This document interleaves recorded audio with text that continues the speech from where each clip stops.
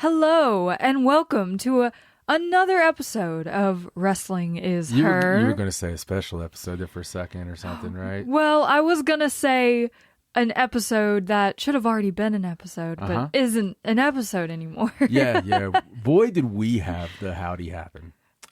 Yes, indeed. Oh, you want to do the introductions? Oh, right, yes. I'm your host, Raja, and I'm joined by my fabulous co-host, John. Fabulous. And we're a little flustered because we had some technical malfunctions this week. Technically, we had malfunctions. Yes, big ones. But nobody can explain it. No. Nobody can look it up and tell us anything to do with it. It's not like we're doing this on, a couple of tape recorders, a VHS, and right. So, do you want to explain it, or shall I? I'm going to say this. Okay.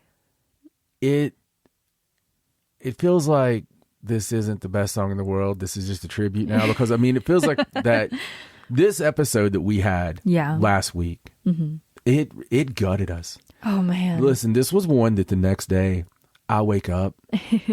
And I was like, Raja, we were so excited. This is the first episode of this modern era. We used to do another podcast that I've wanted to listen to. Yeah. Like listen back. Listen back. Yes. And, I said, that has to be a great sign. I really am excited about this because we kind of opened up. We got goofy. Yeah, it was really fun. We went over Stardom's Golden Week. We did a whole preview for Flashing Champions.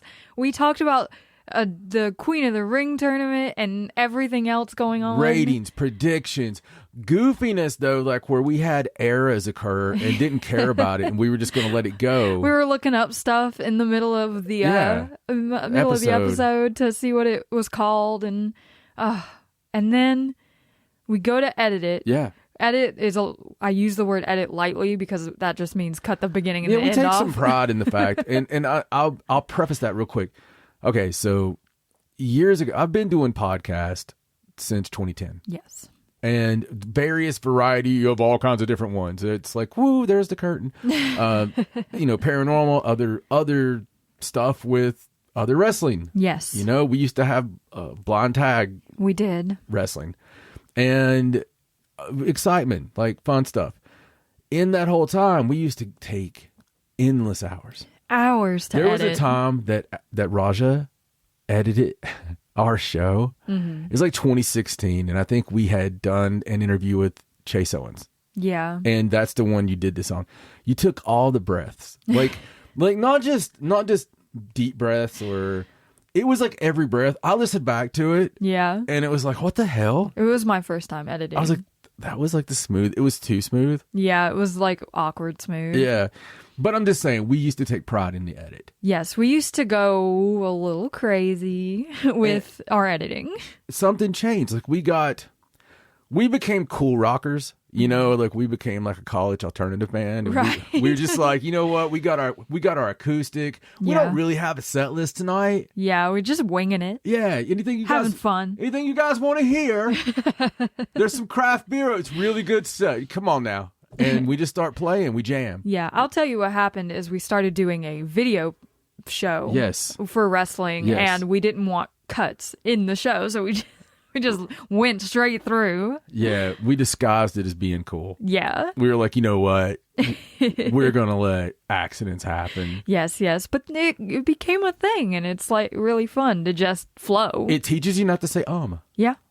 Even though I still do occasionally. Every now and then. You use like the good selective ums. Yeah. When I need to. It's different than listening to Gordon Soley, and I want every one of you now, I want you to stop this. And I want you to go back. Actually, don't stop it. I want you to wait till it's over. Make a note somewhere. Put a pin in it. Yeah. So go back. I just did on purpose. Go back and listen. Look up YouTube and find Gordon Soley. Well, actually, just look up Georgia Championship Wrestling and look around 83. You can do 81, 82, 83. It doesn't matter. He's all there. And listen to Gordon Soley, the dean of wrestling announcers. Mm-hmm.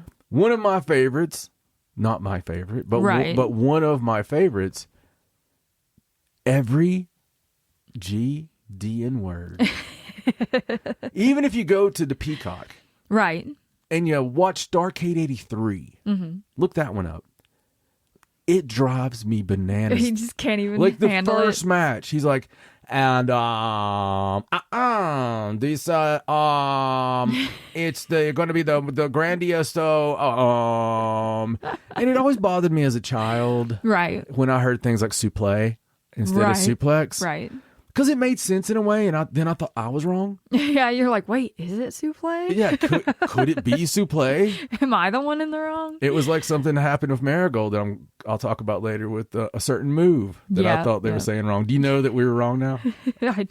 I don't know what you're talking about, but I can't wait to find out. Uranagi. Oh. Yeah. Right, it's a long story, but okay. All right. So continue. So we went to edit last week's show, this amazing episode that we were so excited to put out. We were just going to cut the beginning and end off and stick it on there. Yeah. That was all we had to do. It was so good. In the process of doing that minor edit, somehow the audio files completely disappeared from Logic. Completely. Like they weren't in the bin.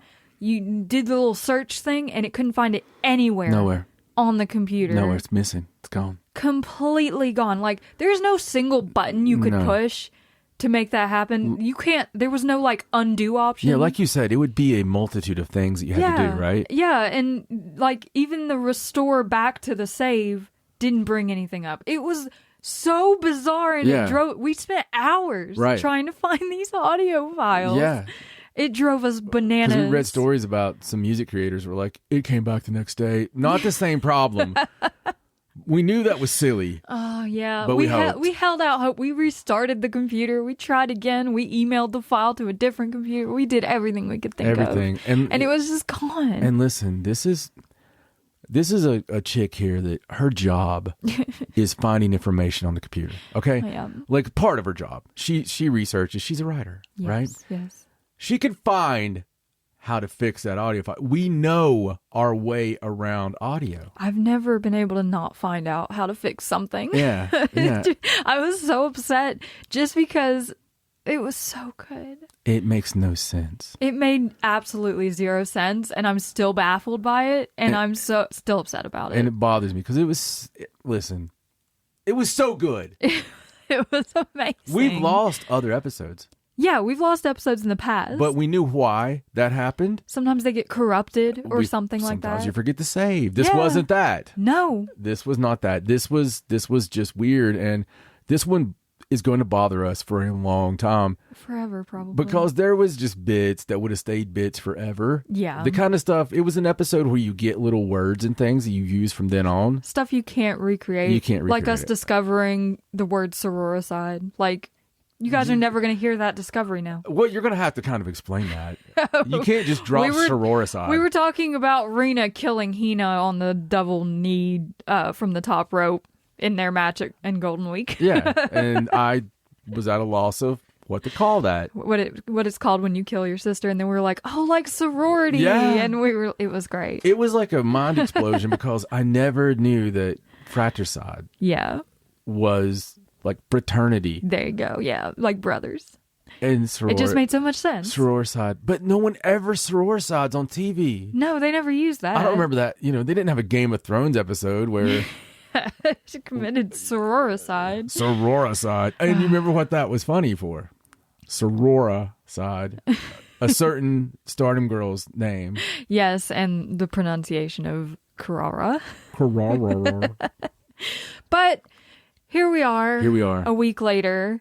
And we can't go back. There's no going back. There's not. There's no reason for us to preview Flashing Champions at this point. It's come and gone. Yeah. So we just have to keep going and follow the tide. No reason for us to talk about the amazing tag team matches. Yes, if you haven't seen any of the Goddess of Stardom tag team matches that happened over Golden Week, especially FWC versus Crazy Star. FWC Crazy Star. The Still emotions. Weeping. The emotions. We didn't talk about that. We have no record of that. May Sarah crying her eyes out. I can't. FWC just being the best tag team to ever exist. Me honestly seeing three of the greatest tag team matches I've ever seen. And the 4-way trios match. The 4-way trios we match. We lost our minds. Ever loving minds. Because it was so good. It was so good. It was so good that we barely watched the rest of the card. We were like blown away so much. There was 2 matches remaining after that, and I didn't even remember one of the matches occurred. It was too much.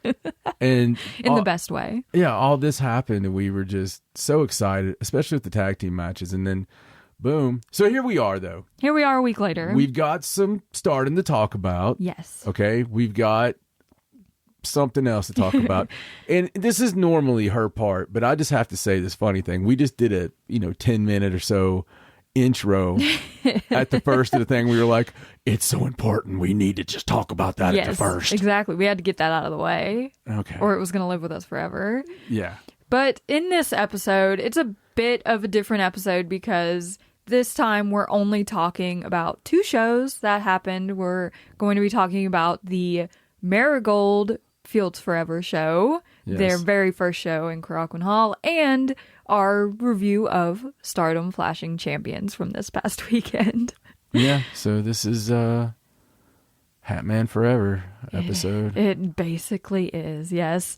So why don't we start off with Marigold from May 20th in Korakuen Hall, their very first show, and we watched it live. Super sold out. Yeah, no vacancy.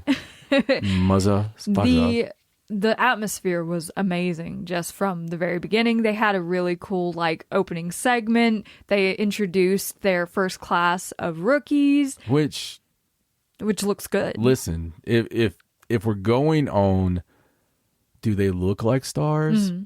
I thought they all did.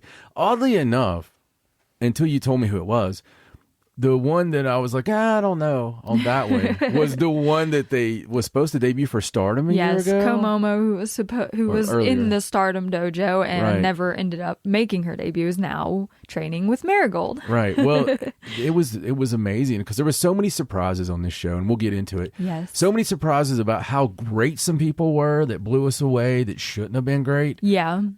Just some excitement for the future. Real excitement. I can't wait for the 2 live shows, and we're going to have 2 shows on the same day.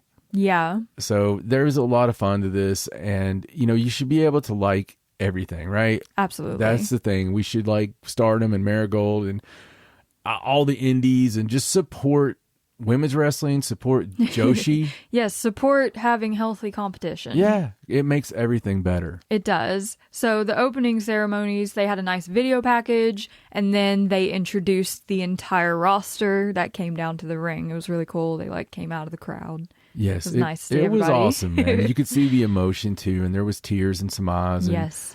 And that was cool because they took such a gamble on themselves. It kind of reminded me of, like Cody and the guys when Jericho, when they came out for All In and all this, it was a big gamble. It was a gamble on themselves, and the nerves are insane because you're like, especially with the number of them there is, it's actually known. Yeah. There's just a few girls there. Like a handful of people. Can we anchor this promotion? Right.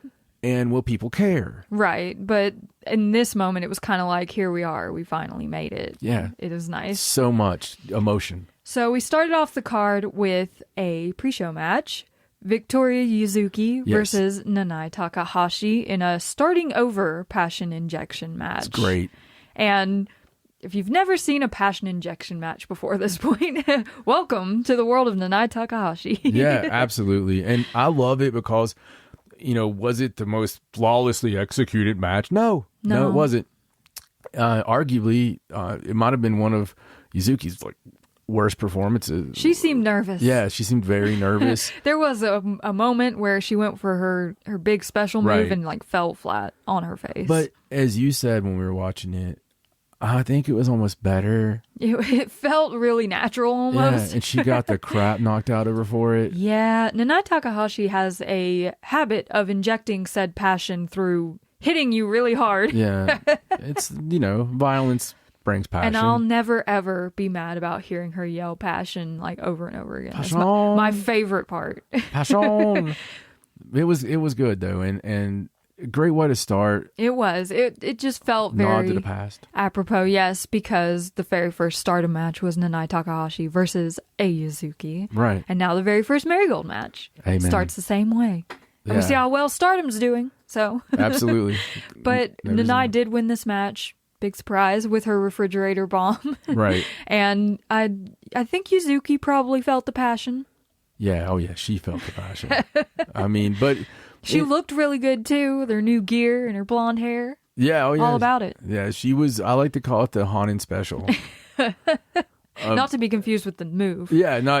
It's the living embodiment of the Hanan special. I think that's who she kind of wants to emulate. I mean, what are you going to do, right? She wants to be the ace, so yeah. Hanan's a good role model for that. And Hanan's well on her way of being the ace. Oh, absolutely. So, it's the kind of thing. What's interesting about that is people talk about, well, she had a few months in Stars and she was able to learn from Iotani. Yeah. I don't think so. I think if you were going to learn from somebody in that time because of pecking orders and whatnot, right, she was probably learning from Hanan. And who was ringside at all of her matches. Right. Absolutely. It was Hanan. So it's more maybe of a nod or more maybe of a, I'm going to face you someday. Yeah, and Hanan's already the big sister. Yeah. So she kind of has that take you under her wing vibe anyway. It's exciting thinking about when they're able to work together. Yeah. And we have some be a match super that would card, be cool. Some old school AJP or All Japan Women versus LLPW. Mm-hmm. Like same vibes. Oh yeah. Hopefully, not as much sheer violence, but maybe. Well, I mean, I hope You're like, let's take it all the way back. Yeah, I'm ready for that. You're ready for Akira Hakuto versus Shinobu Kandori. Well, if I get two people with that talent. If I get that dangerous queen, right? Yeah, maybe something closer to like Aja Kong versus Manami Toyota. Yeah, that sort of. Yeah, that's brutal. That's violence when you know that they kind of love each other. Yeah, but love and respect. They're going to kill each other. So yeah. In the first match of the main card, we saw Miku Aono versus Nao Ishikawa. Yes, and this was. Very interesting match. It was an interesting Going match. into it, the story was that Nao Ishikawa, being one of the founding 7 members of Marigold of the roster, being upset that Miku had been getting popular with the fans, with the promotion leading up to the show. Yeah, so Miku was getting popular, and Nao's like, oh, that's my spot. She was fake Tam. So they got into it. They look like they do not like each other. From the very starting bell, I always talk about, and we'll mention All Japan again. Every time I watch All Japan Women, I'm always like, look at her eyes. Yeah, look at the way they're looking at each other. Look at her looking at her opponent. That is such a small little detail, but it's everything. It is. And from the very first of this match, now... She looked mad. She couldn't take her eyes. Miku looked like she almost couldn't care less. Like, she was like, I don't understand why you're so mad, but I'm gonna wrestle you anyway. And Miku Aono is so impressive. Yeah. In this match. Yeah, absolutely. She seems like maybe she could like immediately be put into that flyweight title like picture as soon as she's totally the flyweight champ. It feels that way. Yeah, but she's great. I think we got another star there though. Yeah, now and surprisingly, Miku Aono won this match using the Styles Clash of all things. That was surprising. But I honestly wasn't expecting her to win. I thought Nao Ishikawa was going to have it all the way. Yeah. But I'm excited to see what that turns into. I was very excited to make her win. Because that's who I really wanted to win. Yeah, and like just watching the match, immediately want to cheer for her. Yeah. In the next match, we had a power struggle match, essentially, between Chiaki and Mirai. Yeah. Mirai coming out, getting the most streamers of the night. Yeah, by Very far. big reception for Mirai. People love her. And it felt really good because we all know there's been some talk about her not having the connection, not having any personality. The IWC likes to pick on Mariah. Well, the IWC are treacherous fools. They are. And for the most part. Yes. And what they call the IWC, I don't consider fans. No. A lot of them are just there for trolling. Just trolling. Yeah. People just need to leave them alone. People that listen to our show are absolutely fans. Yes. And not part of that. Even if you're a huge person that comments in the IWC world. Yes. It's different. You're here because you love a certain type of wrestling. Right.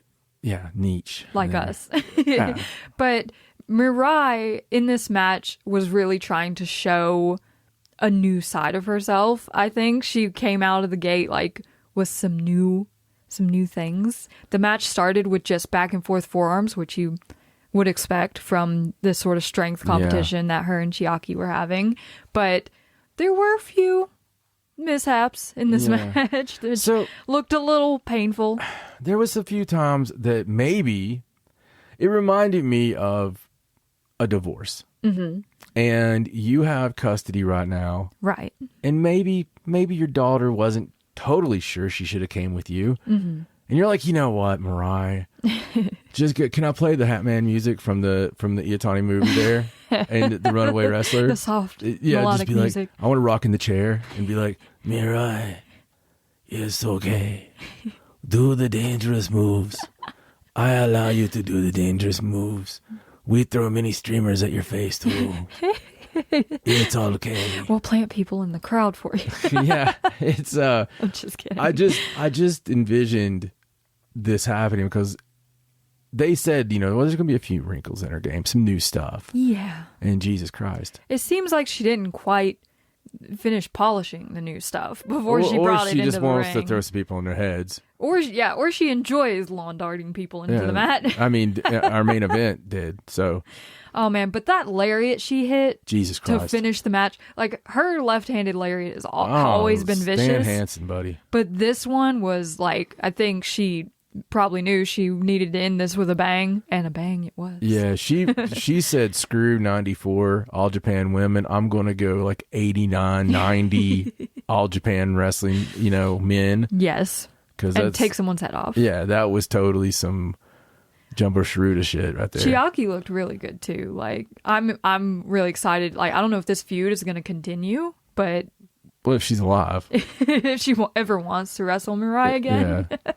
And so she's like coming out in a neck brace here in a couple of days. So. Yes, but Mirai definitely stood out in this match. Yeah, the most, listen, she looked great. She had new gear. Yes. Brand new look, brand new moves. Yeah. We just need to workshop it a little bit. Yeah. But she's going to be great. She's going to be fine. Absolutely. In the fourth match, we saw Mai Sakurai and Zeta Steel versus Nagisa Nozaki and Mila Grace, a match that was set up from Noah when Nagisa was very upset at Julia, but they were like, you can't wrestle Julia yet. You have to wrestle Mai Sakurai first. This is the one that was a letdown for me. I don't know. I still don't know why it was billed as like a beauty match. Like, I don't know why that needed to be on there. No, I don't either, but I don't think that, and I'm trying to say this in a nice way. Mm-hmm. If I had someone that I was going to build for Julia, almost every match on this card had someone I would build for Julia except this one. And I mean all four competitors. Yeah. It was a match. I don't see anything about her that screams main event program with Julia. Right. She's got a certain look about her. This match does have the issue of like, I mean, you've got brand new Gaijins coming in. These are people you've never worked with before. They were the only good part. Mai Sakurai. They wrestled their ass off. Wrestles in a certain fashion. Yeah. That's hard to really get to that second gear. Yeah, I mean, you can't get it never leaves comedy. No. You can't really get that out of like usually when you have to go through someone to get to someone else, it's like your heater, like your big man or something like that. You have to beat the giant to get to the main boss. Yeah. This didn't feel like that. No. It felt silly. It did. And it ended in a time limit draw, which I don't understand. No. You'd think they'd give Nagisa like the win. Yeah, on this match, I don't get the time limit draw. I don't understand anything about this match. I think that this is going to have something to do with their tag titles.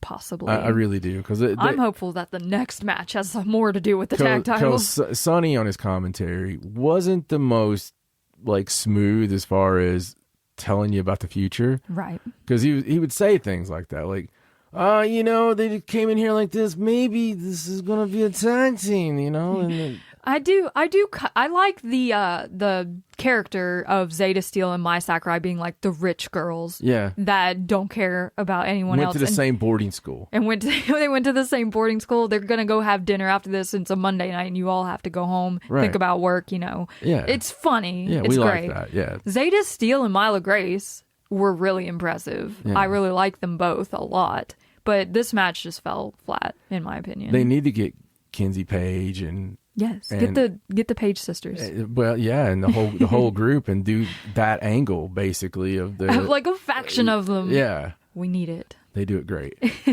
So that was a nice little breather match, honestly. I'm breathing now. Yes, and that brought us to the semi-main event where Misa Matsui and Natsumi Shozuki took on Chika Goto and Koki Amare, which was Chika and Koki's pro wrestling debut, technically, because this was so crazy. Actress Girls doesn't count themselves as pro wrestling. It's pro wrestling, yeah. So this was the very first pro wrestling match for Chika Goto and Koki Amare, and they were against some stiff competition. Oh yeah, because Misa and Natsumi are like, they're not just gonna lay down and let you have a nice little debut. This was insane for debuts. It was insane, and it was a great match. All really four of them worked their butts off. It was like a showcase of why we're so excited to have the Actress Girls that came over on the roster. Because look what they could do. Yeah, and it's so nuts, man. And so far, everything I've seen from Actress Girls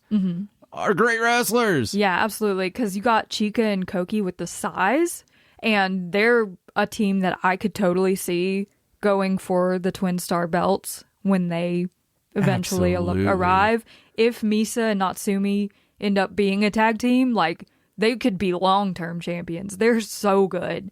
So good. Oh, yeah, absolutely. But surprisingly, Chika Goto and Koki Amare got the win in this match after Koki hit her amethyst butterfly off the top rope after missing it earlier in the match. It was nuts. It was really great. And again, this was a match with people that were not supposed to be, wrestlers. Yeah. I mean, this was supposed to be kind of clunky. Well, not supposed to be clunky, but I mean, we weren't expecting what we got. They worked, as you said, they worked their asses off. They really earned the respect from a rabid, excited, incredible crowb. Yeah, they did. Like, everyone was like way behind it, and there was like Koki chants all over the place. They looked great. They looked great, and they worked great. I'm looking forward to it. Absolutely. And in the main event of the show, we had the long-awaited tag team match where Julia was teaming with Utami Hayashishita to face Bozilla and Sari. And we have to say, so obviously they did a weird Utami coming out. Yeah, it was really strange. It was like then Bozilla. And then Sari, and then, Julia, or maybe that version. But Julia came out, she had, brand new gear and looked amazing. And she was still using the Gloria song. She was. Which people were worried about whether or not, Utami had new music. I'm more sad about Utami's new music. Yeah, I don't think Utami's new music fit her very well. It just doesn't slap like the orchestral music we're used to for Utami. it didn't. But right off the bat, in this match, the fans were just taken aback. They were. By Bozilla. Now, we know from all the Megan Bain stuff. Yes. That they love them some Giants. Yes. But Bozilla had this je ne sais quoi. She had this She's 20 years old. Yeah. Her dad's in the front row. She's moved her whole life to Japan. Yes, to pursue Marigold and to have this opportunity. And if there was one like incredible thing that came out of this match, it was an incredible match, but just seeing the making of Bozilla in Japan, like so Rasiagawa, it was incredible. Rasiagawa after the event said if there was an MVP of the entire show, that it was Bozilla. She was great too. Like she handled herself with style. She played to the crowd. She knew what she was about. Yeah, because most 20-year-olds, it's your big match. I mean, look, you're main eventing at Croken Hall. Yeah. In the debut of Marigold. Yes. You're 20 years old. Okay, you're in there with Julia. You're in there with the best female Joshi performer on the planet. Yes. And you are more than holding your own, baby. You are in there, and the entire crowd, the entire Supernova vacancy is chanting, Bozilla, Bozilla. It was so fun. And it was insane, but instead of just, being like, hey, she was like, yeah. She was making those monster faces. Oh, yeah, yelling. She was mean mugging the whole time. She, throwing people into chairs. Beautiful moment of her, like, probably hot dogging a little too much after the match and flipping. She was into it. Flipping some people off. But I think man. that gave her a dangerous feel to me. Yeah. That gave her that Terry Gordy. Right. In the crowd. Like, Stan oh no, Hansen. she's not going to listen to us. Yeah, she doesn't give a shit about customs. It was amazing. Yeah, it really was. And she was a big part of this match because go on, talk about it. I don't think that it would have gone the way it went if she hadn't been there like running interference. Yeah. Most of the time, especially in the finish, she had like a lot to do with keeping Julia down, keeping Utami out of the way. She was an instrumental part of this match. Yeah. And she had all the favorites, like the double fall away slam, the Vader bomb, a moonsault.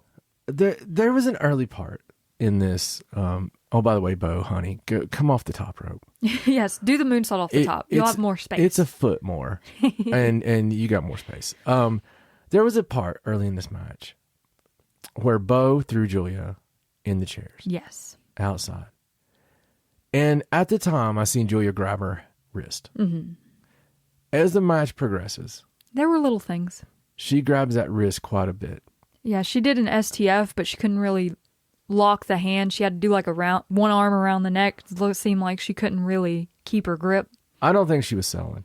No, it didn't seem like it. She had the ice on it. Yeah, I think she hurt her wrist. I hope it's not severely hurt. It could be a spring or, a spring. It could be a spring. It could be a sprain. It could be, a number of things. Hopefully It just stoved up or something, but it is something to watch for. Absolutely. But this match had absolutely everything that you would hope it would have. Like, you had an Utami in there, like, doing her thing, like, shining like the little star she is, and hitting all her great moves, and then Julia's charisma and shit-talking and being Julia. Right. Sorry, and the brutality, just kicking through people's faces and stomping them through the mat.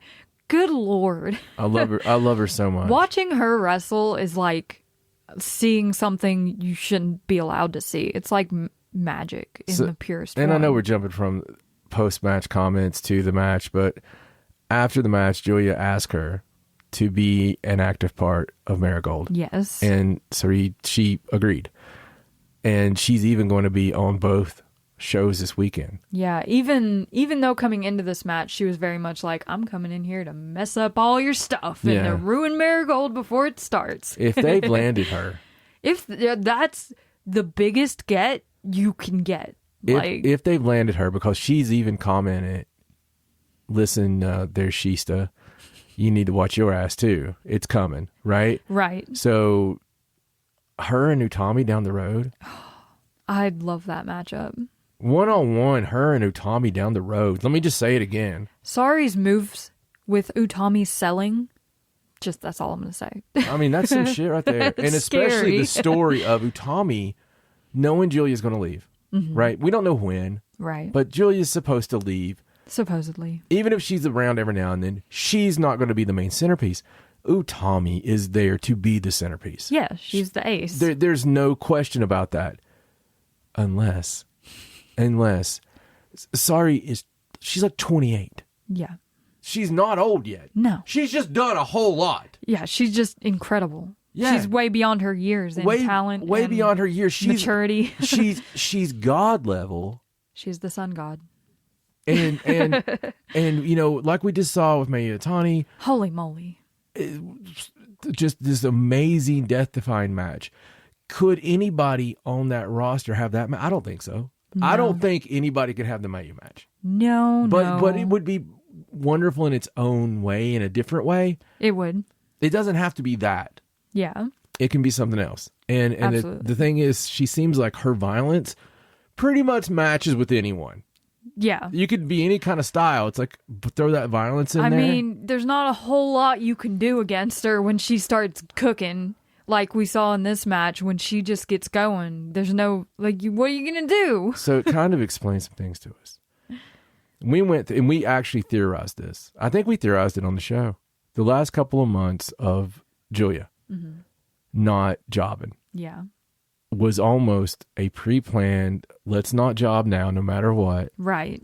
They can either have us no show or whatever, but no jobs. Yeah. And then lose the tag match, the fall, which happened. Yes. Julia got pinned by Sari. After a million Uranages. Yeah. brutal Uranages. Yeah. Good Lord. Listen, dropping someone on their head.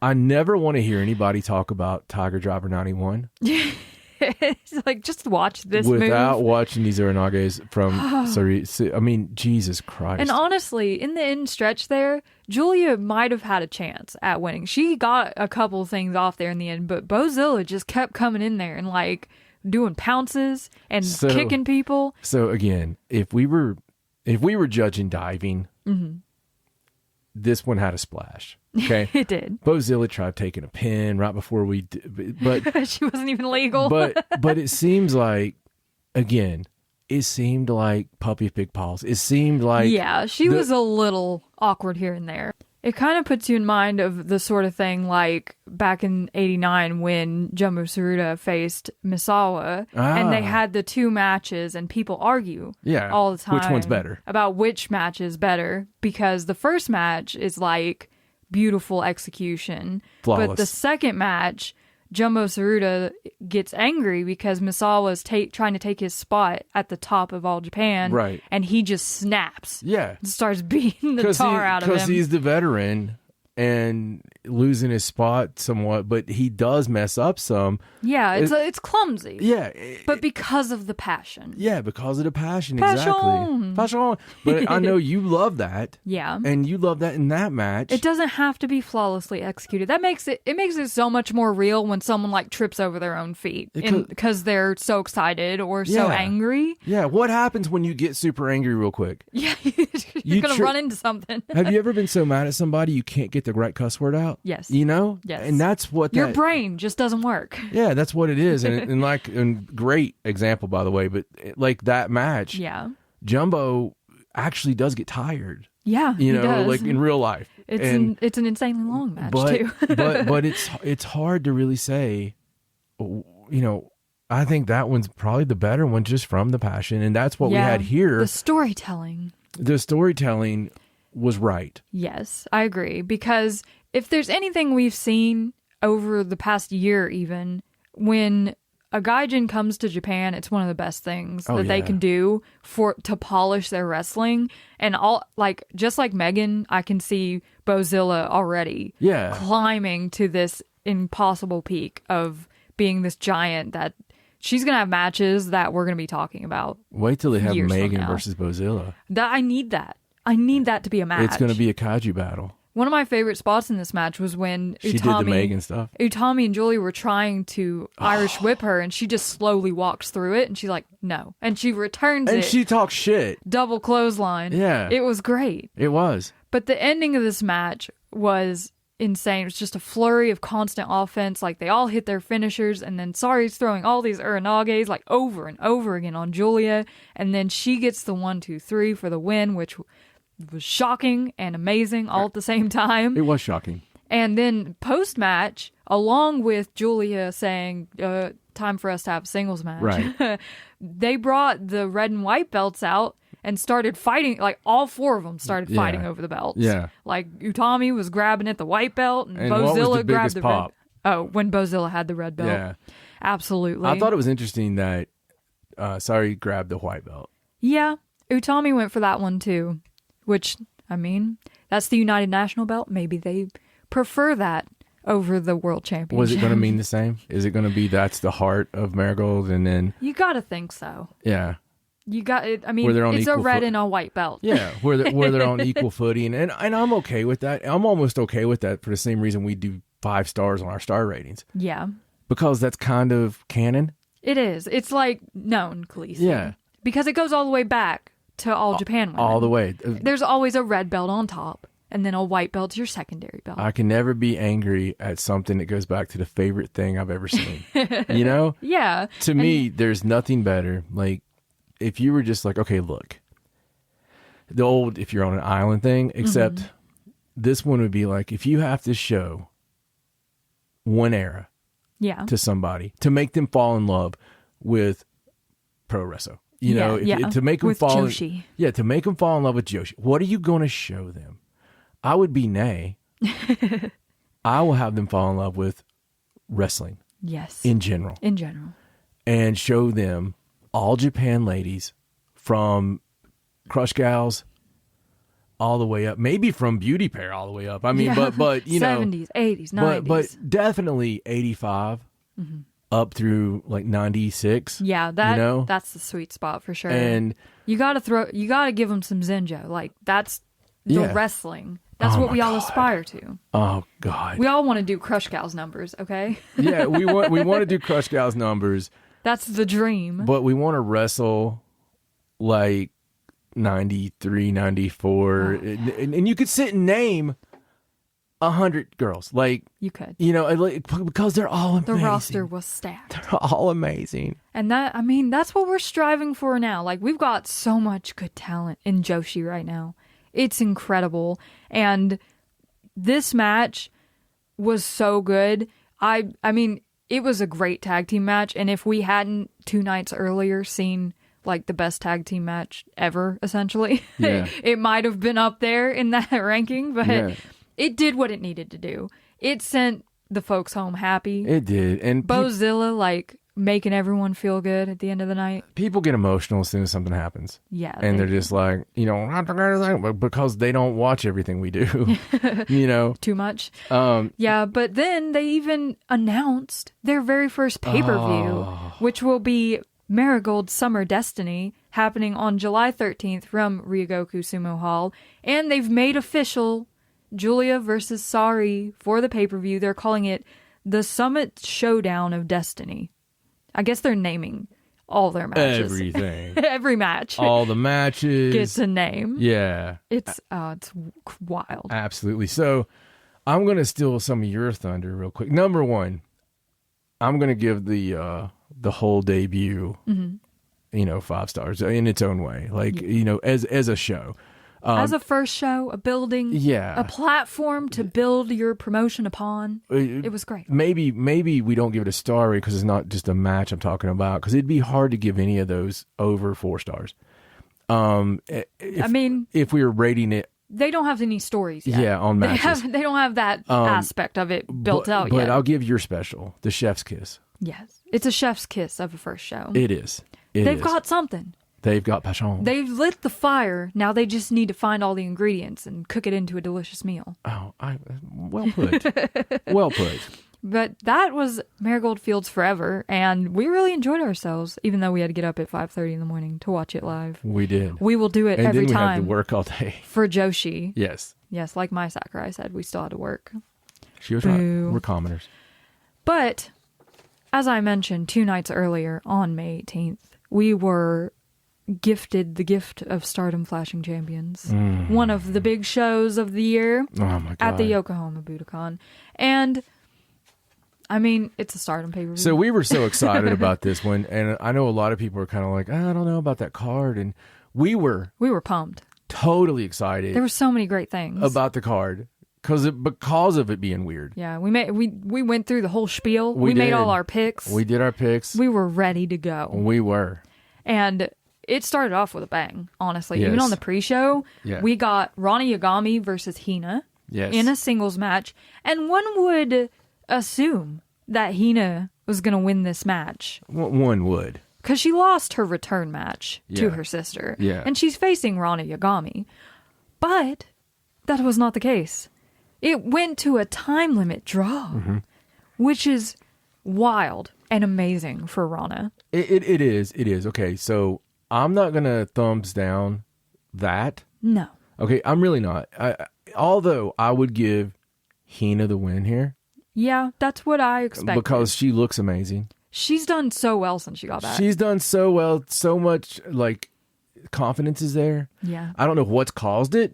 Maybe seeing both of her sisters doing so damn well. Probably. She's been in there training, rehabbing her injury. And, whatever the reason is. Got new gear. She looks amazing. You could tell, when somebody feels confident. Yeah. I would definitely have given her that win. Yeah. But it is what it is. Yeah, and they've got Rana in the Catch the Wave tournament and all that. It could be just, like, she recently got her first singles win over Sayaka Karawa, which we talked about on the missing analog of Wrestling is Her. But she's doing some big stuff right now, so it's not a surprise to see her getting kind of the Utami treatment here, getting that draw. Absolutely. And, it just goes into me being upset about the next finish. Yes, it wouldn't have been so bad on its own, but we started the main card with a absolute banger of a match. Incredible. Where we got to see the team of Mutual Love, Starlight Kid and Natsupoi, versus Crazy Star of Mei Seira and Suzu Suzuki. And as soon as you see this match on paper, you're like, shoot it directly into my veins, please. Yeah, I mean, and take all my money. It literally has my and your favorite wrestlers. Yeah. In the same match. Yeah, like multiple of them. Yeah.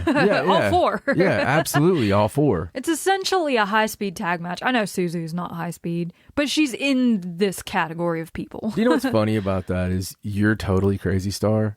Yeah. And I'm Mutual Love. Yes. I love Crazy Star. It's because me and, SLK, Poi. Yeah, they're your favorites. Yeah, it's crazy. But they came out and did this match justice for what we thought it would be. Suzu in there, hitting her Matrix like backbend when somebody's throwing a crossbody off the top. And SLK kicking out of the tequila shot in the middle of the match, just out of nowhere. But what brought the match down was its finish. Yeah. Because it went to a time limit draw. It felt like it sucked the air out of the arena to me. It did. Like, we were getting close. Yeah. They were doing like the 1 minute, 30 seconds. Which would have been... And we were like, you're kidding me. Yeah. You're not going to do it. Well, it would have been perfect, actually, to get like the win with a couple of seconds left and make everybody go, oh, you got us. Yeah, we thought you were going to do something dumb like 2 time limit draws in a row. Or not letting Mutual Love win this match when they've been training so hard as a tag team. Yeah. What? Why would you even when you think already that? have the other ones on kind of a decline and it was cooling off. An interesting choice. I still don't know why it was chosen. Like, I don't know what this lends to the story of these two teams. I don't see where they're going with it. We have to listen. You know us. I mean, we're going to grade on a curve. Yeah. Because of these girls going out every damn night, several times a week. They didn't get to hear it last time I went off about it. The show disappeared. Yes. But, I got very passionate on the last missing episode about the fact of, look, it's the level they wrestle at. Absolutely. On every show. Yeah. On every show. You got to give a break every now and then. But here's the thing. This match was perfect. It was. It wasn't their fault. No. They went out there and worked their asses off. There was a committee somewhere that made a mistake. I don't get it. Normally I can see the thinking, even if I don't agree. No, even if there was a thinking to it, like you said when we were watching it, why not space them out? Yeah, like, why put the 2 time limit draws right in a row? One of the one of the knocks on Stardom has always been the time limit draw. Yeah. They have overused it in the past. Yeah, and letting it get, and it was more of a Rossi thing. Yeah. You know, and it wasn't just a, so this is just like an oversight. Maybe the people doing the card were not the same people doing the opener. You know what I mean? Like or the pre-show. Yeah, and you got to assume it has something to do like with wanting to keep both teams strong or wanting a rematch in the future, but you can still have that with a winner. It just, when you're on a pay-per-view, you got to be brave enough to get a winner. I feel like this knocked SLK and Natsupoi down, like, from their momentum that they were having. I think it knocked both teams down. It just didn't feel right. Yeah. I hated it. Instead of both teams getting a win, I think you get a loss on both teams. And it leaves a sour taste in your mouth after this amazing match, and it brings it down from what could have been an easy 4+ star match. Listen, they worked their asses off, but I have to do like 3.5. Yeah. Personally, just because it was solid 4. It was a solid 4-star match, and then just ended horribly. Yeah. Didn't understand it at all. You're always going to lose a half star from me on a time limit draw. If it doesn't make sense, yes. Yeah, I mean... Because this doesn't make any sense. No, not at all. I'm glad we agree on that, because we didn't talk about that beforehand. No, we were just kind of quiet. Yeah. After that match, we were just kind of sitting there like... But it sucked. It was at the first. It kind of led us into the card, like, confused and like, oh, what are we getting here? But after that, we saw Micah take on Hanako in a match where, in our previous preview that didn't get released, we talked about how Hanako had been losing lately, and she asked Micah personally to help her grow and learn and to make her stronger. So they had this singles match. And Jesus. Which was insane. Yeah. Hanako pulled out some things in this match that she has never done before. Her brainbuster that she does as a finish off the top rope. Yeah. Just out of nowhere. Okay. Just like that one American announcer we get pissed off for always calling everything an avalanche brainbuster. Oh, every superplex. There really was. This was an actual avalanche brainbuster. We were like, oh my God. And then she did this German suplex on Micah. Micah's not a small girl. No. By any means. No. But she lifted her, like threw her up higher in the air than normal. It was insane. Held her around the thighs. Like a baby. And German suplexed her. Yeah. It looked incredible. Please don't suplex your babies. Yeah.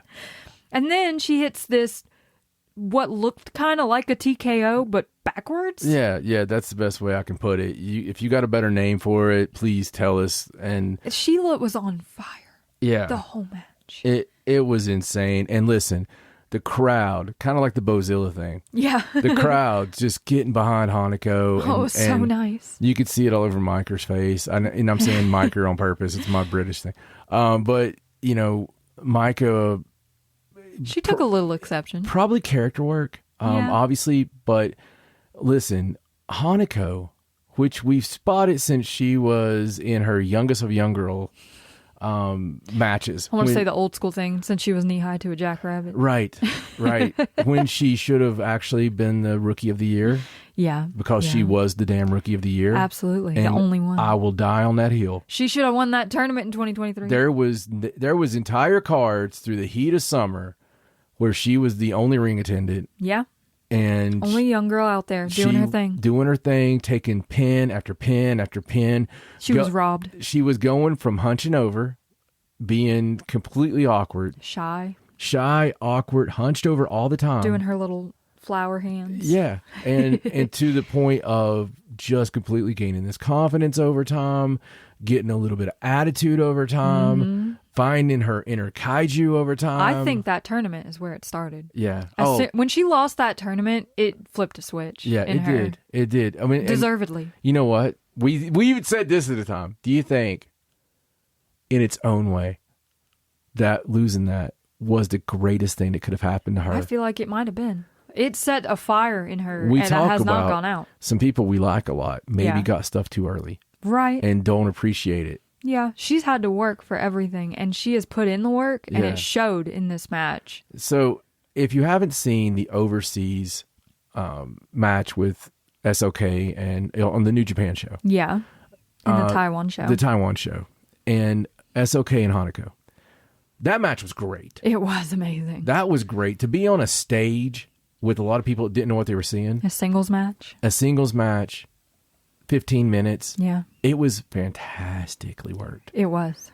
But this match, it was really just, it's just the fact of what we're seeing that we're going to see. Yeah. What kind of career Hanako can have. Promises made in this match for the future. Yeah, she's going to be, man, she is a superstar. When the fans started chanting Hanako, I gasped. I was like, oh, yeah, Hanako chants. Well, she feels great. She feels like a little sister or something. Like you're just so excited and for it her. Feels like it seems like at this point, Micah does her best singles match work against big girls. Yeah, like the Megan match. Now this Hanako, like she just knows how. Like I guess because everything looks so impressive. Well, what it is she's a babyface, okay, and who's going to put Micah in peril? True, fair.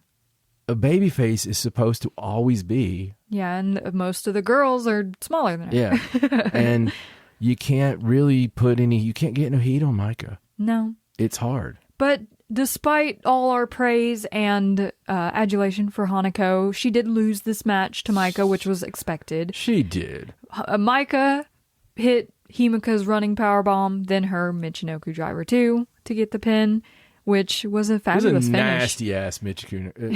It was a... She seemed upset. Yeah, that was a nasty ass driver. She even kind of like disregarded Hanako after the match and then like went over and picked her up and was like, come on, let's go. Yeah, let's get out of here. And you know what? Listen, I'm going to love that if she actually does take her under her wing. And yeah. I wouldn't be surprised if we see Hanako go on a bit of a run after this. Yeah. In her own way. Yeah. I'll be excited. Yeah, I'll kind of be upset if she doesn't. Yeah, but this, I feel like for the story it had, for the work they put in, like this felt like a 4-star match. It's ridiculous. It's ridiculous, but there was actually some moments where they made me believe. Yeah. Where they made me think that she could, because it was non-title. So it made me think, oh my God, wouldn't that be crazy? Because it's not like we haven't seen it, Utami. Yeah. It's not like we haven't seen somebody get something. Yeah. And what a way to rock the world. Even if she was to get a title match, man, that would have been, that's one of those things people talk about. Yeah. Like, she wouldn't have to win the title match. But just winning the opportunity of the title match is something. I'm all about tradition. I get it. Yeah. Okay. But I'm also about, wouldn't it be cool if a young boy slipped over on a vet? You know what I mean? Right. Like, it's okay every now and then. Yeah, because it shocks the system. Yeah. And this was about as close to that as you can get. It was awesome. And Micah's recently talked about how she's upset that no one's come to challenge her for the red belt. So why not? Why not Hanako? Yeah. So I agree with you. Solid 4. It's a 4 because we were not expecting it. No. In the next match, we saw Rina Fukigen Death and Azusa Inaba versus Waka Tsukiyama, Xena, and Mina Shirakawa. And this was a fun match. It was. Super fun. Basically, I want the Inaba sisters like on contract. Yes. Rina and Azusa Inaba are so good together. Yeah. They vibe so perfectly. They have the same sort of attitude. They've been posting pictures on social media talking about this is just the start. And like, I need them as a tag team already. Yeah. They need to be a tag team. They vibed as opponents. Yeah. They were great in their match for the future belt. So, the best opponents usually make the best friends. Yes, they're a similar age, only a year apart. Yeah. It just feels right. And I was super surprised that they won this match. Like, going into it, we were like, I'm pretty sure Xena or Mina is going to, like, get the win. Fukigen Death is low-key getting some of the biggest wins. She won a damn main event last week. Yeah. Fukigen Death just out here racking up wins. Like in the craziest night ever. No one's going to see her when she challenges Micah. Yeah. It's ridiculous. But they got the win because Rina hit those horrible double knees from the top. Yes. On Waka Tsukiyama. Poor Waka. The sister side. The soror side, yes. Yes. Off the top. Which they're just vicious, but it was fun. It was. It's a fun match. I mean, it wasn't like revolutionary or anything. To me, it was 3 stars. Yeah, just a middle of the road 3-star match. Yeah. But I think it set up a good foundation if they are going to do that tag team. Absolutely. I would love to see it. Yeah. Good match. After that, we had a bit of a crazy one. We had a gauntlet match for the right to challenge as the number 1 contender for the Artist of Stardom Championships. This match started off with Aya Sakura, Sayaka Kurara, and Yuna Mizumori versus Miyu Amasaki, Lady C, and Azumi. And in this first part of the match, Lady C grabbed the win for Queen's Quest by pinning Aya Sakura. There wasn't like... Broke my heart. This gauntlet, it's like, it went by pretty fast. There weren't a lot of like huge monument-making moves in these matches. It was just like to get to the end game here. Yeah, it was. And then Miyu Amasaki, Lady C, and Azumi took on Momo Kogo, Koguma, and Hazuki, handing Queen's Quest their second win of the gauntlet when Azumi pinned Momo Kogo. Mm-hmm. After that, Miyu, Lady C, and Azumi took on Tekla, Momo Watanabe, and Natsuka Tora, where Tekla turned the tides with her poisonous spider death drop DDT thing that she loves doing in every single match on poor Miyu to get the win. Yeah. Which took us to the final match in the gauntlet where Tekla, Momo Watanabe, and Natsuka Tora took on Saki Kashima, Konami, and Shiri, and Momo Watanabe secured the pin over Konami to make Oedo Tai the number 1 contenders for the Artist of Stardom Championships. And then, oddly enough, Natsuko walks out. All by herself. Yeah. She didn't stick around. She speed walked out of there. Yeah.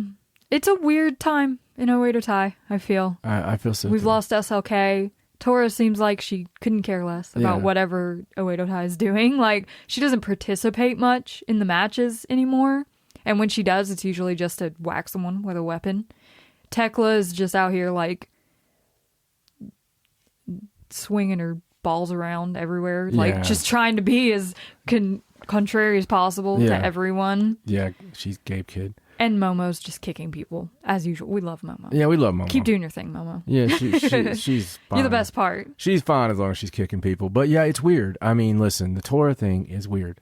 It feels very strange. Like she's not happy where she is, or she just doesn't, like, maybe having Tekla there is putting her off. I have no idea. And listen, if it's story, then her and Sherry have the same thing going on, because I feel the same way with her. It's a slump in the leadership lately. Yeah. There's like no leader in Queen's Quest. Sherry's just sort of floating in the nothingness, and Natsuka Tora doesn't care about any matches or anything anymore. I mean, I can't imagine having Sherry on my roster. Yeah.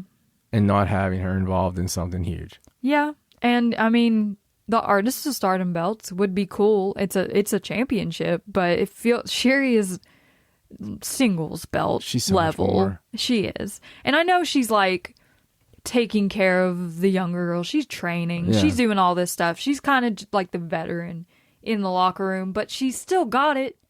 She's still top tier. She absolutely does. I don't know. We'll see what's happening. It's, you know. I mean, this gauntlet, it was fun for what it was. It doesn't really do it for me. It's fun. Middle of the road for me. Yeah, I knew that Oedo Tai was going to win from the get-go. They've been pushing the trio for weeks. I honestly can't go above 3. No. Just because there was nothing wrong with it. Solid work from everyone involved, but it didn't, I mean, it got us the number 1 contender. Yeah. Did that much. But it's so forgettable. It is. It was a house show match. It was, yes. And I feel like there's a lot of people in this match that could have been doing other things. I know there were a lot of matches on this card, though, so it was a good way to get everyone in.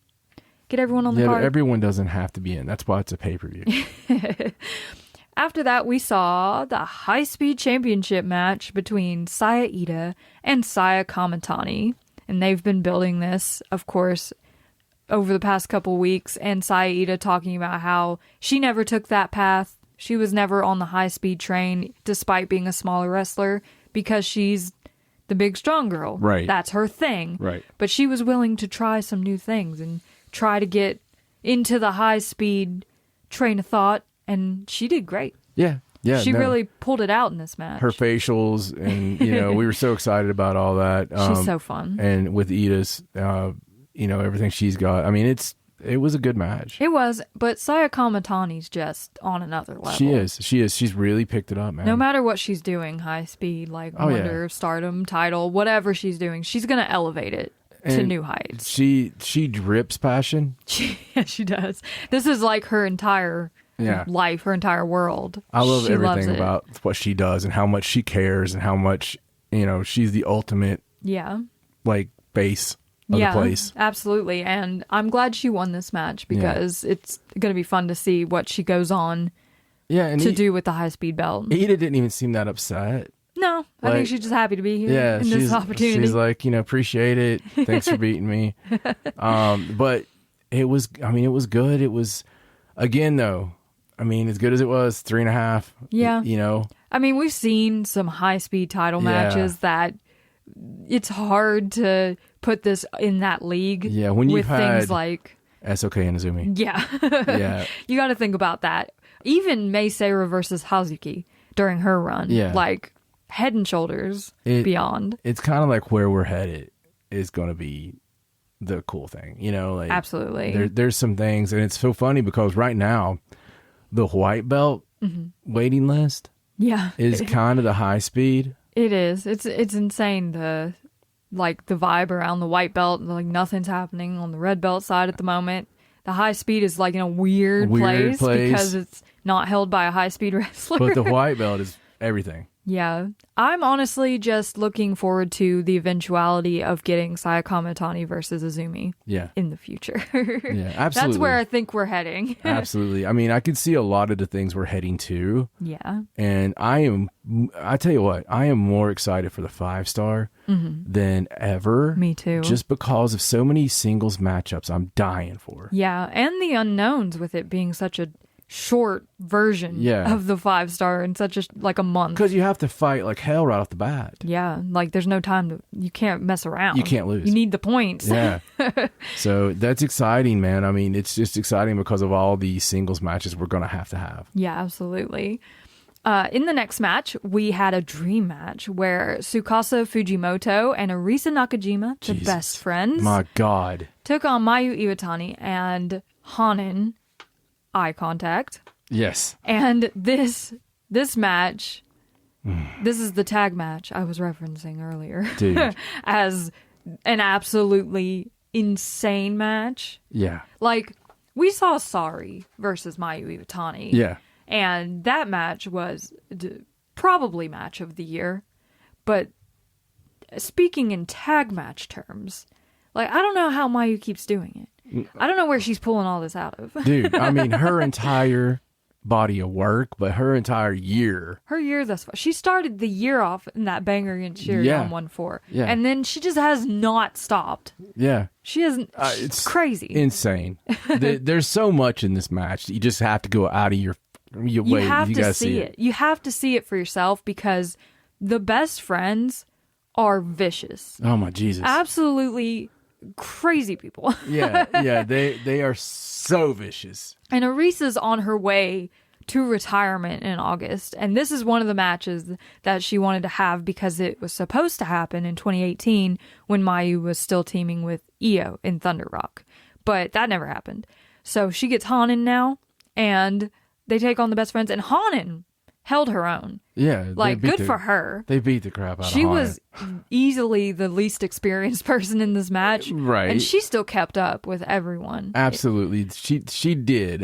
But they did beat the poop out of her. They took it out on her. And there was this one knee from Arisa Nakajima right in Mayu Iwatani's face. It was disgusting.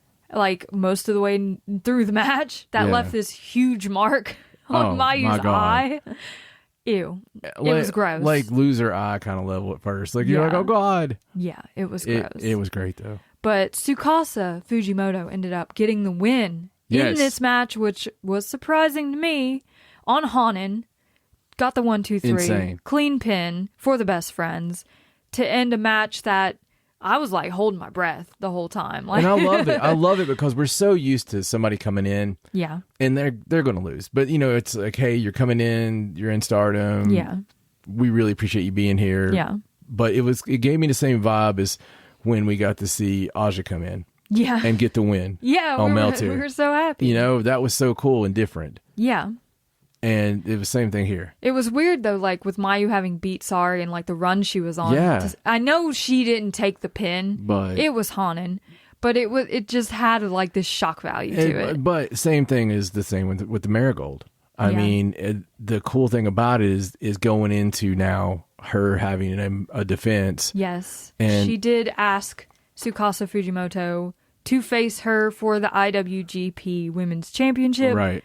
Which Tsukasa agreed to, but on one condition. She wants it to be in her home, in her ring. Right. So I guess we'll be getting that in the near future, hopefully. Which is awesome. It is. And it's cool to spread out that love. And yeah, it's more of the same, like, working with other promotions that we've been seeing a lot recently, like Micah going to Just Tap Out and Saya and Rana being in the Catch the Wave tournament. Like, they've been all over the place. And Soriano and Natsupoi is going to be in Tokyo Josh. Yeah. I mean, they're going to be everywhere. Yeah. Like, goodwill for everyone. Absolutely. And this next match is another example of that because... Well, we didn't do stars. Oh, no, we didn't do stars. I guess I just glossed over it in my mind because this match was so insane. It was insane. It's hard to rate it on the exact same scale as, like, the match that Mayu had against Sari. So, it was amazing. It was. And we've seen so many damn amazing tag matches in Stardom. Absolutely. And just a run. Like if recently, whatever they're doing right, they're putting on great tag matches. Yeah, and this had all the viciousness and everything that we wanted to see, but like, I want to throw 5 out there so bad. I know it just doesn't feel like it reached there. No, it feels to me 4.5. 4.5 feels right because it was a dream match, but it was missing that extra little push to get it right.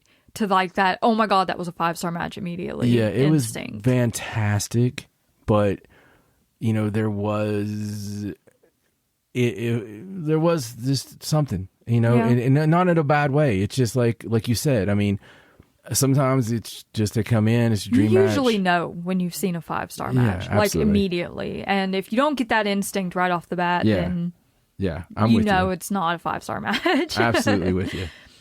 In the semi-main event, we had a special match where the TBS champion, Willow Nightingale, came into Stardom to face Tam Nakano for the title. When this match was announced, I screamed at the TV. You did. It was so out of the blue. And I was convinced that Tam was going to win it. Yes. Honestly, and like a swerve and come into the pay-per-view. Yes, because as we talked about, Willow had her contract signing with Mercedes Moné for Double or Nothing before this match happened. Yeah. And Tam was kind of like, right. Why would you sign that contract before you know who's going to be the TBS champion at Double or Nothing?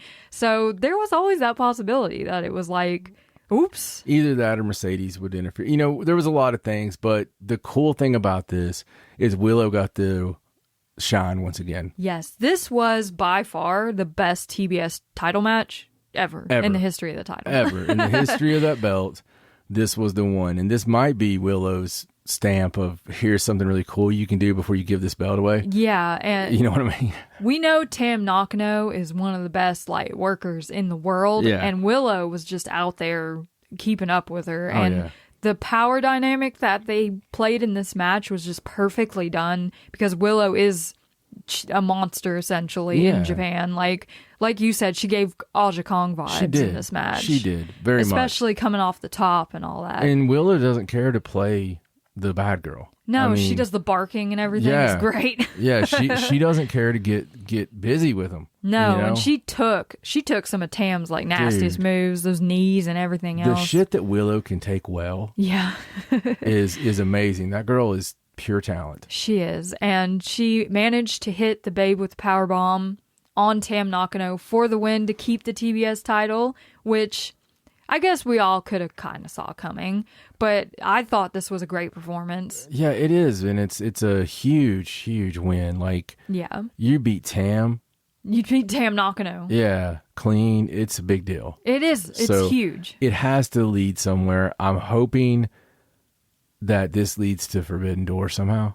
It very well could. Very well should. Yeah. Tam needs another go at the TBS title, I think. Yeah, so I don't know how many of the girls we're going to get for Forbidden Door. There's we have a card the same day in Stardom. Yeah. Which pisses me off, but we're pretty sure Mina's going to be there. Yeah. Don't know how many other girls we're going to get. But I would think anyone that's touched it Mina, Azumi. Yeah. Like the familiar people that we know. They've love. introduced. Yeah. Because that's why they're here. Right. Yeah. But this match was great. I would give it a solid 4 stars. Oh, yeah. For what it was. I mean, it's in Stardom, so it's hard.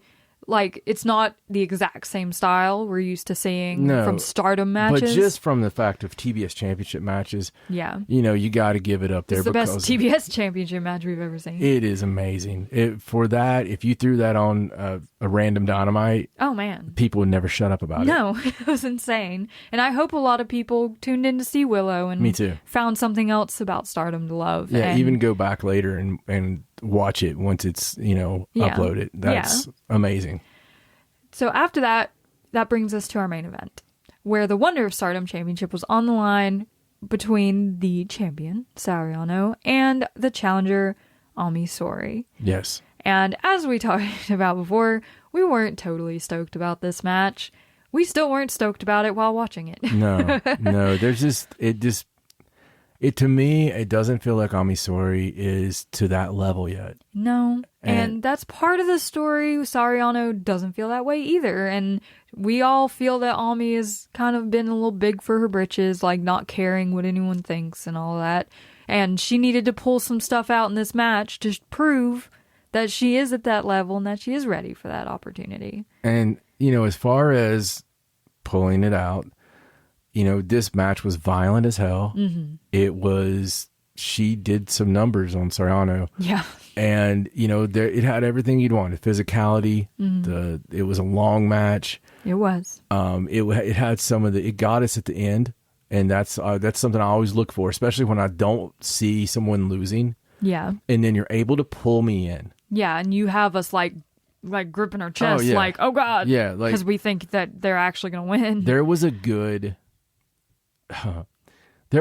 3 or 4 minutes that was nothing but false finishes. Yeah. And constant. Almost where you overdo it. But it was great because it was still heart attack level. Yeah. On every one of them. And I love that because it's that fighting spirit. It's the King's Road finish, right? Yeah, because you want to keep going even though you're beat down. And the difference in America and Japan is on the finishes. Yeah. They're not equal all of a sudden. You're still selling. There's still someone with an advantage. Yes. And, you have to fight back. Whoever had the advantage going into it. And that we very much saw that in this. Yeah. So, objectively from that point of view, it just was good with Poi. And you got to look at it as a build, right? You had Poi out there on commentary. Yes. It makes sense from that standpoint because afterwards we had the challenge accepted kind of thing. Like, okay, it's time. Well, actually, after the match, when Sariano called out to Natsupoi, she called her Natsumi, but yes, Natsupoi, yes, and called her up to the ringside when she got up there, she told her, "Thank you for waiting." And then she said, do you mind waiting a little longer? Because I think we both know it's not quite time yet. And Natsupoi did her little, cheeky nod, like she understood what Sariano was talking about. Wow. And I don't know what time they're talking about, but they did a little pinky promise, like it's gonna happen, just not yet. Do you think this could have anything to do with the fact that we just announced that they're going to go to that special retirement and, they're allowed to go and it's going to be on the Tokyo Joshi show. Mm-hmm. And, it's a special night but they're going to be together. Yeah. So could it be something to do with that? It could be. I don't know. It's very interesting because we assumed that as soon as if Sariano kept the belt that they would go straight to Sari versus Natsupoi. And I never went and looked up what was said. It was like visually, it seemed like it. She come up to the ring. Yeah, she talked to her and Natsupoi nodded. It's like, okay. I'm glad you watch all that. Yeah, and it's weird because it's like we both know it's not time yet. Like there's something between them where they have this understanding that they'll know when it's the right time for them to fight it out. God knows. And I think we'll all know when it happens. We'll know. And I'm scared. Yeah. And I'm not upset about it. Ami Sourei versus Sariano. It was a good main event for the show. It was kind of hard, getting back up to that level after the tag match. and the TBS title match. But with all the stuff they had in it, yeah, you know, I can't give it less than 4. No. But I can't give it more. No, it's like sitting right there. because it's so damn good, but it's not fair. It's kind of like grading Dynamite, right? Dynamite is always so great. Yeah. You kind of coast at a level 4. Yeah. At all times. Yeah. And when you've got... Rare chance you go down. You can't have a 3 on there or it's, you know, the shits, or right? trash, yeah. Yeah. Right? And so this was a 4, but it was just like, to me, I get building somebody. I really do. Yeah. But it didn't build her for me. No, it didn't show us anything new. To me, it was Soriano being an incredible next level worker. Yeah. That pulled someone to a 4-star match. Yeah, that's how it felt. But Soriano continues to prove why she's the right choice to hold this Wonder of Stardom championship moving forward. She's got a great run going. She does, absolutely. And I can't wait to see who her next challenger is going to be if it's not Natsupoi. Absolutely. Where they're going with that. Oh, yeah. I don't know if it's going to be Starlight. Like, I don't know if they have to, like, get through that, get past that whole story first before Poi gets a chance. I have no idea, but I'm excited about it. Yeah, I'm excited too. There's a lot coming up that's going to let us know. Yes, but all in all, Flashing Champions was a smashing success, yeah, it was really good. Yeah, it was a lot of fun. It was great. It was amazing. And it's leading us into a summer of what's probably going to be some amazing shows. And the 5-star coming up in August and all that fun stuff. A lot of surprises ahead. A lot of fun. You know, you got the Forbidden Door stuff coming, so there might be some more people coming in. Yes. Heading into the back half of the year, it's like insanity. Yeah, I mean, it's just loaded. And now with Marigold as well. Oh, man. There's going to be so much competition. The girls are going to be wanting to work so much harder. Yeah. They gotta show out. Just a lot of fun. Prove why they're the number one. Lots of fun. Yes, but that's all we have for this episode of Wrestling Is Her. We will be back very soon to talk about Double or Nothing coming up this weekend. So look forward to that because we certainly will. Quick turnaround just for a preview. Yes, but I'm Raja. He's John. Make sure you're following us on all our social media at Wrestling Is Her. And we will see you next time. Bye. Bye.